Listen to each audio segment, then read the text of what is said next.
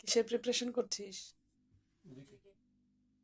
কিসের GK GK মানে জিকেটা কিসের অ্যাব্রিভিয়েশন। অ্যাব্রিভিয়েশন? আর কেন করছে কেন? কেন করছে বলো। কালকে ফাইনাল ফার্স্ট লেভেলে পাস করেছে, সেকেন্ড লেভেলেও পাস করেছে, মানে স্কোর মানে সিলেক্ট হয়েছে, পাস করাটা নয়, এখানে সিলেক্ট হয়েছে। এখন ফাইনাল লেভেল কালকে এক্সাম আছে, সেজন্য জিকের প্রিপারেশন হচ্ছে। ঠিক না, তো? পড়ো। হুম, চলো, বেস্ট অফ লাক।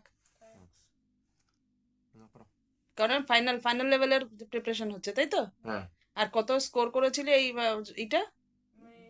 স্কোর বুঝিসনি জানি না, কিন্তু কোন পজিশনে এসেছিস? থার্ড না সেকেন্ড?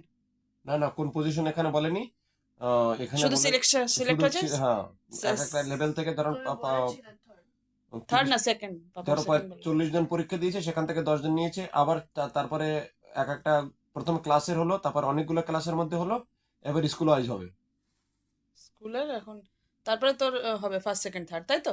স্কুল ওয়াইজ তো হয়ে গেছে সেকেন্ড লেভেল।